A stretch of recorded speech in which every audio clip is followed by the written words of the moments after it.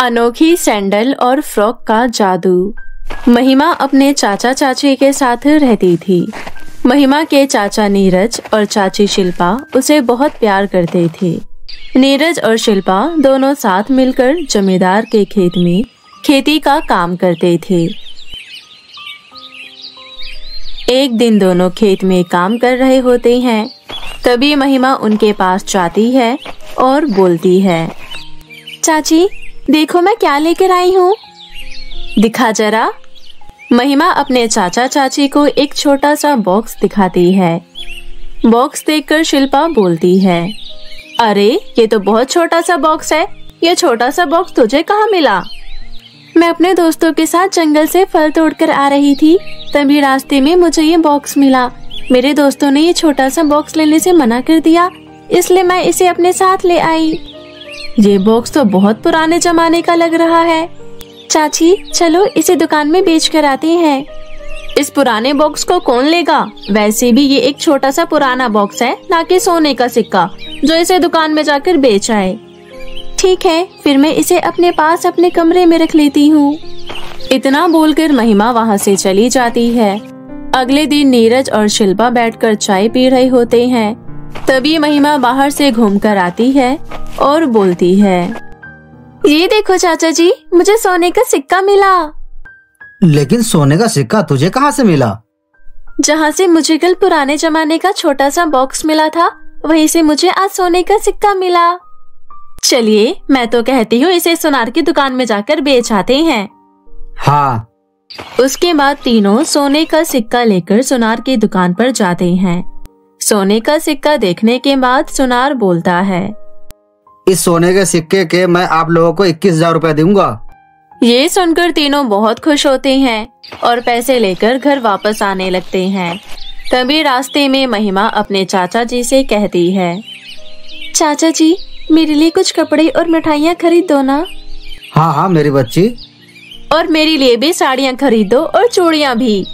तुम्हारे लिए बस एक साड़ी और एक जोड़ी चूड़ी बस, क्योंकि मैं सोच रहा हूँ कि जमींदार साहब से लिए हुए उधार मैं जल्दी से चुकता कर दूं। उसके बाद दोनों कुछ कपड़े और मिठाइयाँ लेकर घर आ जाते हैं। थोड़ी देर बाद नीरज जमींदार के घर पैसे देने जाता है। नीरज जमींदार से बोलता है, साहब मैंने आपसे 23,000 रुपए लिए थे, उसमें से आप 18,000 काट लो, बाकी के पैसे भी मैं जल्द लौटा दूंगा। इस तरह नीरज जमींदार को पैसे दे देता है और वहाँ से घर वापस आ जाता है। उस दिन महिमा और उसके चाचा जी बहुत खुश थे, क्योंकि उन्हें बिना मेहनत किए 21,000 रुपए मिल गए थे। इसी तरह 25 दिन बीत जाते हैं। तभी एक दिन जमींदार अपने कुछ चेलों को लेकर महिमा के घर आ जाता है और बोलता है, नीरज तूने मुझे कहा था कि बाकी के पैसे तू मुझे जल्द ही लौटा देगा, और तूने अभी तक नहीं दिया, इसलिए तेरा ब्याज 15,000 बढ़ गया है। कुल मिलाकर अभी भी तेरे ऊपर मेरा 95,000 रुपए है। लेकिन साहब मैंने तो आपसे इतना सारा उधार लिया ही नहीं था, मैंने तो बस आपसे 23,000 रुपए लिए थे। अब तो तू झूठ भी बोलने लगा है क्या? तूने मेरे से 1.5 लाख रुपए लिए थे, उसमें से अभी भी 95,000 बचा है। अगर तूने मुझे पैसे नहीं दिए तो अभी के अभी मैं तेरा घर भी ले लूंगा। नहीं, ये गलत है, मैंने आपसे कभी इतने पैसे लिए ही नहीं थे। साहब कुछ तो दया कीजिए, अगर आपने हमारा ये घर ले लिया तो हम कहाँ जाएंगे और कहाँ रहेंगे? वो सब मैं नहीं जानता, ये मेरा काम है बहन, और काम में मैं कोई भाई बंधु नहीं देखता। अगर 2 दिन के बाद मुझे मेरे 95,000 रुपए नहीं दिए तो ये घर मेरा हो जाएगा। इतना बोलकर मुस्कुराते हुए जमींदार वहाँ से चला जाता है। जमींदार के जाने के बाद शिल्पा कहती है, अभी हमारे पास इतने पैसे नहीं है, पता नहीं अब हमारा क्या होगा। 2 दिन में मैं 95,000 कहाँ से लाऊंगा? और वैसे भी मैंने तो इनसे 1.5 लाख रुपए कर्ज लिया ही नहीं था, फिर ये 95,000 कहाँ से बने? चाचा जी क्या हमें अब ये घर छोड़कर जाना पड़ेगा? इतना बोलकर महिमा रोने लगती है। उसके बाद सभी ये सोचकर रोने लगते हैं कि जल्द ही उन्हें बेघर होना पड़ेगा। महिमा अपने कमरे में जाती है और अपना कमरा घूर घूर के देखने लगती है, क्योंकि उसे पहले ही सारी बातें याद आ रही थी। थोड़ी देर बाद अपना कुछ सामान निकालने के लिए महिमा अपनी अलमारी खोलती है और उसे वही पुराने जमाने का छोटा सा बॉक्स नजर आता है। महिमा छोटे से बॉक्स को बाहर निकालती है और बोलती है, अरे इसके बारे में तो मैं भूल ही गई थी। इतना बोलकर महिमा बॉक्स को जमीन पर रखती है। तभी अचानक छोटा सा बॉक्स बड़े से बॉक्स में बदल जाता है। ये तो अचानक इतना बड़ा हो गया है। अभी इसको खोलकर देखती हूँ कि भला इसके अंदर क्या है। इतना बोलकर महिमा बॉक्स खोलती है। बॉक्स में उसे एक फ्रॉक और एक सैंडल नजर आता है। फ्रॉक और सैंडल को देखकर महिमा बहुत खुश होती है। अरे वाह, ये तो बहुत सुंदर फ्रॉक और सैंडल है। ये तो मुझ पर बहुत अच्छी लगेगी। पहले मैं सैंडल पहनकर देखती हूँ और फिर बाद में फ्रॉक पहनूंगी। इतना बोलकर महिमा सैंडल पहन लेती है। सैंडल पहनकर महिमा शिल्पा के पास जाती है और बोलती है, चाची देखो, ये सैंडल मुझ पर कितनी अच्छी लग रही है। शिल्पा को सैंडल नजर आ रही थी और महिमा की आवाज भी सुनाई दे रही थी, लेकिन उसे महिमा नजर नहीं आ रही थी। शिल्पा इधर उधर देखती है और बोलती है, महिमा कहाँ है तू बेटा, मुझे नजर क्यों नहीं आ रही। इतना बोलकर शिल्पा नीरज को बुलाती है। सुनिए जी, जरा इधर आइए। शिल्पा की आवाज सुनकर नीरज वहाँ आता है और बोलता है, क्या हुआ शिल्पा? मुझे महिमा की आवाज सुनाई तो दे रही है और सैंडल भी नजर आ रहा है, लेकिन महिमा नजर नहीं आ रही।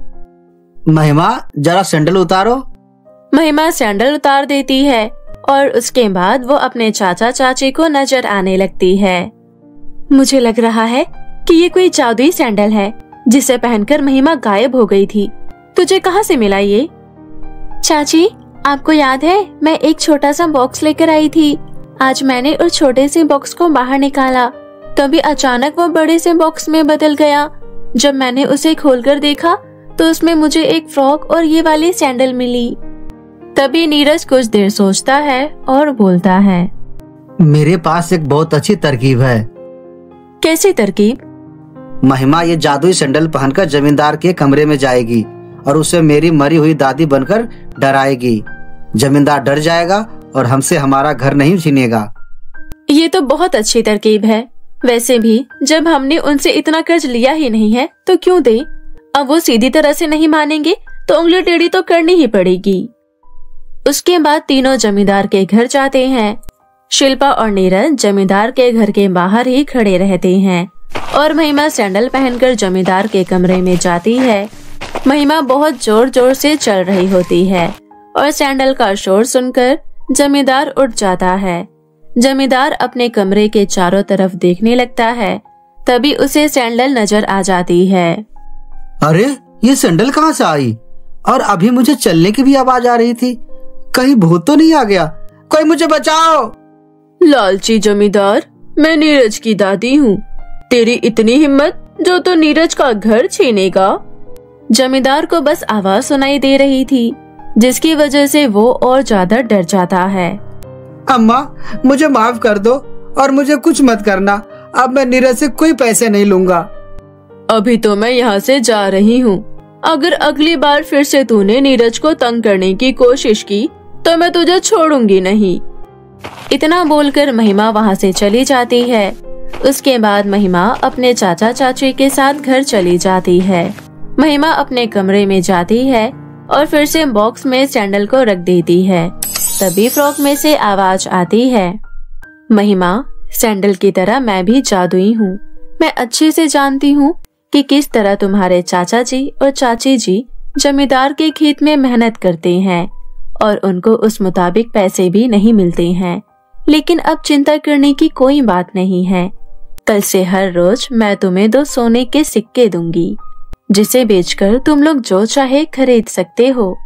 जादुई फ्रॉक की ये बात सुनकर महिमा बहुत खुश होती है और अपने चाचा चाची को जाकर बताती है। उस दिन से जमींदार फिर से कभी भी उन्हें तंग करने नहीं आता और जादुई फ्रॉक के 2 सोने के सिक्के की मदद से वे लोग अपनी सारी इच्छा पूरी करने लगे थे। इस तरह हमेशा के लिए सब कुछ ठीक हो जाता है और महिमा अपने चाचा चाची के साथ हंसी खुशी जीवन व्यतीत करने लगती है। माया अपनी 2 साल की बेटी काया के साथ रहती थी। एक दिन माया की बड़ी बहन उससे मिलने आती है। माया, सब कुछ ठीक है ना? हाँ दीदी, सब अच्छा चल रहा है। मैं तेरे से कुछ जरूरी बात करने आई हूँ। मैं जो बोलूँगी तेरे भले के लिए बोलूँगी। हाँ दीदी, मुझे पता है, बोलो ना आप। मैं कहती हूँ तू दूसरी शादी कर ले। तू बाहर काम करने जाती है और अपनी बेटी को पड़ोस में छोड़कर जाती है। अगर तेरे पीछे से तेरी बेटी को कुछ हो गया तो क्या तू कभी खुद को माफ कर पाएगी? अगर तू शादी कर लेगी तो तुझे बाहर काम करने नहीं जाना पड़ेगा। फिर तू अपनी बेटी का अच्छे से ध्यान रख पाएगी। आप सही कह रही हो दीदी, लेकिन मुझसे कोई शादी क्यों करेगा? तो क्या हो गया कि तेरी एक बेटी है, इतनी खूबसूरत है तू। उम्र भी अभी तेरी 23 साल ही है। मैं तेरे लिए कहीं लड़का देखती हूँ। ठीक है दीदी, आपको जो सही लग रहा है करिए। कुछ देर बात करने के बाद माया की बड़ी बहन चली जाती है। 15 दिन बाद माया की बड़ी बहन माया को फोन करती है। माया, मैंने तेरे लिए एक लड़का देख लिया है। मेरे पड़ोस वाले गांव में रंजीत नाम का एक लड़का है। मैंने उसकी माँ को तेरे बारे में सब कुछ बता दिया है। उन्हें तेरी एक बेटी होने से कोई एतराज नहीं है। तू कल अपनी बेटी को लेकर मेरे घर आ जा। 2 दिन के अंदर शादी करवा देंगे।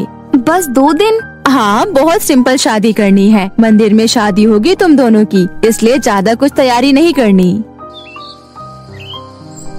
अगले दिन माया अपनी बेटी को लेकर अपनी बड़ी बहन के घर जाती है। 2 दिन के अंदर माया और रंजीत की शादी हो जाती है। माया अपनी बेटी को लेकर रंजीत के घर जाती है। दरअसल रंजीत की भी पहली पत्नी की मौत सड़क दुर्घटना में हो गई थी। उसके आर्थिक स्थिति भी कुछ ज्यादा अच्छी नहीं थी, इसलिए उसके घर वाले माया से शादी करने के लिए मान जाते हैं। रंजीत रोज बाहर काम करने जाता था और माया घर की देखभाल करती थी। शादी के 2 साल बाद माया को एक लड़का होता है जिसका नाम ईशान रखा जाता है। इसी तरह सब कुछ अच्छे से चल रहा था और ऐसे ही कई साल बीत जाते हैं। माया की बेटी काया 10 साल की हो जाती है। एक दिन रंजीत की चाची उससे मिलने आती है।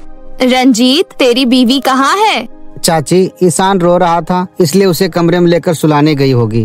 रंजीत, मैंने सुना है तेरी एक बेटी भी है। हाँ चाची, माया की पहले से एक बेटी थी। अच्छा, इसे घर के काम आते हैं कि नहीं? अभी तो 10 साल की है, थोड़ा बहुत तो अपनी माँ की मदद कर देती है। अभी काम कहाँ से करना आएगा? अरे, उसे बिठा कर मत रखा कर, उसे भी काम करना आना चाहिए। तभी माया वहाँ पर आ जाती है। आ गई बहू, इस बार मैं यहाँ पर 15 दिन रुक कर जाऊंगी। आपका जितना दिन रुकने का मन करे आप रुको, ये आपका ही तो घर है चाची। आप थोड़ा आराम करिए, मैं खाना बनाने जा रही हूँ। इतना बोलकर माया किचन में खाना बनाने चली जाती है। उसके बाद चाची कुछ देर तक आराम करती है। कुछ देर बाद माया का सारा खाना बनकर तैयार हो जाता है और वो चाची जी के पास आती है। चाची जी, खाना बनकर तैयार हो गया है, मैं खाना लगा देती हूँ। हाँ ठीक है, वैसे भी मुझे बहुत जोरों से भूख लगी है। उसके बाद माया टेबल पर सबके लिए खाना लगा देती है। रंजीत जल्दी से खाना खाकर अपने काम पर चला जाता है। थोड़ी देर बाद चाची और माया भी खाना खा लेती हैं। तभी माया अपनी बेटी से कहती है, काया, कुछ प्लेट रखे हुए हैं यहाँ पर, जरा उठाकर किचन में रख दो। माया के कहने पर काया टेबल से बर्तन उठाकर किचन में रख देती है। रंजीत की चाची काया पर नजर रखना शुरू कर देती है। अगले दिन माया बाजार से सब्जियां लेने चली जाती है। काया बैठकर पढ़ाई कर रही थी। पढ़ाई क्यों कर रही है? घर के काम कर। लेकिन घर का काम तो मम्मी करती है। और तू क्या करती है? सारा दिन देखती हूँ इधर से उधर खेलती रहती है। सारा काम अकेले मम्मी करेगी क्या? चल, घर बहुत गंदा है, घर की सफाई कर। लेकिन मुझे घर की सफाई करने नहीं आता है। हाँ हाँ, बना ले बहाने, तू कर काम, मैं देख रही हूँ। जहाँ गलती होगी मैं तुझे बता दूंगी। काया घर के काम करने शुरू कर देती है। जैसे तैसे मुश्किल से काया घर के काम कर देती है। इसी तरह दिन बीत रहे थे। कुछ दिन बाद चाची रंजीत से कहती है, रंजीत, मैंने सोचा था कि 15 दिन बाद चली जाऊंगी, लेकिन मेरा यहाँ पर मन लग गया है। मैं यहाँ पर और रुकना चाहती हूँ। अरे चाची, ये भी कोई पूछने वाली बात है? मैं तो कहता हूँ आप कभी जाओ ही मत। लेकिन बेटा, तेरी सौतेली बेटी पर मुझे बहुत गुस्सा आता है। क्या हुआ? कुछ किया क्या उसने? अब वो बड़ी हो रही है। उसकी उम्र में हमारे यहाँ लड़कियों को कितना कुछ करना आ जाता है, लेकिन वो बस बैठी रहती है। तू उससे घर के काम क्यों नहीं करवाता? इतना सर पर चढ़ाकर मत रख उसे, पता चले आगे चलकर तेरे ऊपर मुसीबत बन जाए। हाँ चाची, आप सही कह रही हो। तू अपने बेटे को प्यार किया कर, ईशान की हर एक इच्छा पूरी कर, लेकिन माया की बेटी की क्यों? अरे वो तेरी सगी बेटी नहीं है, उस पर इतना पैसा मत लगा, घर के काम करवा उससे। आप बिल्कुल ठीक कह रही हो। अब मुझे जो भी काम होगा मैं माया की बेटी से ही करवाऊंगा। चाची के भड़काने पर उस दिन से रंजीत एक एक काम काया को बोलने लग जाता है। एक दिन सुबह, काया, तुम्हारी माँ पूजा कर रही है, तब तक तुम चाय बना दो। पापा, मुझे चाय बनाना नहीं आता है, लेकिन मैं कोशिश करूँगी। उसके बाद काया किचन में चाय बनाने चली जाती है। चाय बनाते हुए काया का हाथ जल जाता है। वो जोर से चिल्लाती है, मम्मी, मम्मी, मेरा हाथ जल गया। माया किचन में आती है। तुझे किचन में आकर चाय बनाने के लिए किसने कहा था? मैं तुझे मना करती हूँ ना। मम्मी, पापा ने मुझे चाय बनाने के लिए कहा था। ये सुनकर माया रंजीत के पास जाती है। आपने काया से चाय बनाने के लिए कहा था? उसका हाथ जल गया है, अभी वो बच्ची है। हाँ तो कोई बच्ची नहीं है वो। आज से हर रोज सुबह मेरे लिए चाय बनाएगी। अगर तुमने बीच में बोलने की कोशिश की तो दोनों माँ बेटी को घर से बाहर निकाल दूंगा, फिर भटकते रहना इधर उधर। चाची ये सारी बातें सुन रही थी। वो रंजीत और माया के बीच बोल पड़ती है। बहू, रंजीत बिल्कुल सही कह रहा है। मैं जब तुम्हारी बेटी की उम्र की थी तो मुझे सब कुछ बनाना आ गया था। माया सब कुछ अच्छे से समझ रही थी कि रंजीत इतना बदला बदला व्यवहार क्यों कर रहा है, लेकिन वो कुछ कह नहीं पा रही थी, क्योंकि वो अच्छे से जानती थी कि इस समय वो रंजीत को कुछ भी बोलेगी तो रंजीत उसकी बात नहीं मानेगा। उसे मजबूरी में सब कुछ चुपचाप सहना पड़ता है। एक दिन रंजीत की चाची के कहने पर काया बर्तन धो रही थी। रंजीत काया के पास जाता है और बोलता है, क्या कर रही हो? पापा, मैं अभी बर्तन धोने वाली थी। बर्तन बाद में धोना, अभी पानी भरो जाके। काया पानी भरने चली जाती है। जब वो बाल्टी में पानी भरकर ला रही थी तब उसका पैर फिसल जाता है और उसके हाथ पैर में चोट आती है। काया रोते हुए अपने कमरे में चली जाती है। तभी वहाँ पर रंजीत आता है। मेरे लिए चाय बना कर लाओ, मुझे काम पर जाना है। पापा, मेरे हाथ और पैर में चोट लगी है, मैं चाय कैसे बना पाऊंगी? ये सब मुझे नहीं पता, मैंने कहा ना मेरे लिए चाय बना कर लाओ। आप मम्मी को क्यों नहीं बोलते हो? पहले भी तो मम्मी ही बनाती थी। हाँ, लेकिन अब मैं चाहता हूँ कि ये सारे काम तुम करो। कुछ दिनों बाद मैं तुम्हारी माँ को बाहर काम ढूंढने को कहूँगा। मैं अकेला कितना कमाऊँ? अब तुम्हारी मम्मी कमाने में मेरी मदद करेगी। रंजीत का अत्याचार दिन भर दिन बढ़ता जा रहा था। माया कुछ नहीं बोल पा रही थी। इसी तरह बहुत दिन बीत जाते हैं। एक दिन रंजीत का एक्सीडेंट हो जाता है। एक्सीडेंट ज्यादा भयानक नहीं था, जिसकी वजह से रंजीत का इलाज अच्छे से हो जाता है, लेकिन वो अभी भी पूरी तरह से ठीक नहीं हुआ था। माया डॉक्टर से कहती है, डॉक्टर साहब, क्या मैं रंजीत को घर लेकर जा सकती हूँ? ठीक है, लेकिन तुम्हें इनका ख्याल बहुत अच्छे से रखना होगा। इनको बिस्तर से उठने मत देना और इन्हें पौष्टिक आहार खाने के लिए देना। उसके बाद माया रंजीत को लेकर घर आ जाती है। रंजीत का एक्सीडेंट होने की वजह से इलाज में बहुत सारे पैसे चले गए, जिसकी वजह से उनकी आर्थिक हालत खस्ता हो गई। रंजीत बिस्तर पर लेटा हुआ था और उसकी चाची भी वही थी। तभी माया चाची से कहती है, चाची, रंजीत के इलाज की वजह से बहुत सारे पैसे खत्म हो गए। हमारी सेविंग्स भी कुछ ज्यादा नहीं थी। क्या आप हमारी पैसों से कुछ मदद कर सकती हैं? आपके दोनों बेटे तो अच्छा खासा कमा लेते हैं। हाँ, मेरे दोनों बेटे बहुत अच्छा खासा कमा लेते हैं, लेकिन मुझे नहीं लगता कि वो तुम्हें पैसे देंगे। लेकिन चाची, मैं उधार मांग रही हूँ। मैं कल से ही काम करना शुरू कर दूंगी, उसके बाद आपके पैसे लौटा दूंगी। नहीं बहू, मेरे से पैसों की मदद मत मांगो। मैं पैसे उधार देकर फंसना नहीं चाहती हूँ। इतना बोलकर चाची वहाँ से चली जाती है। अगले दिन ही चाची अपने घर वापस चली जाती है। चाची के जाने के बाद माया अपने सोने के गहने बेच देती है। उन पैसों से वो रंजीत का ख्याल रखती है। ये सब देखकर रंजीत को अपने किए पर बहुत पछतावा होता है। वो माया से कहता है, माया, चाची के बोलने पर ही मैंने तुम्हारे साथ और तुम्हारी बेटी के साथ बुरा बर्ताव करना शुरू कर दिया था, लेकिन आज मेरे बुरे वक्त में मेरे साथ सिर्फ तुम हो और मैं तुम्हारी बेटी को अपनी बेटी नहीं मान रहा था। मेरे से बहुत बड़ी गलती हो गई। कोई बात नहीं, मैं अपने गहने पहले भी बेच सकती थी, लेकिन मैं आपके सामने सिर्फ चाची की असलियत लाना चाहती थी, इसलिए मैंने उनसे पैसे मांगे। वो सिर्फ हमारी हंसी खुशी परिवार को तबाह करना चाहती थी। अब मुझे सब पता चल गया है। अब मैं कभी भी ऐसा कुछ नहीं करूँगा जिससे तुम्हें और काया को ठेस पहुँचे। मैं ईशान और काया में कोई भेदभाव नहीं करूँगा। दोनों मेरे बच्चे हैं। इस तरह सब कुछ ठीक हो जाता है और माया अपने परिवार के साथ हंसी खुशी जीवन व्यतीत करने लगती है।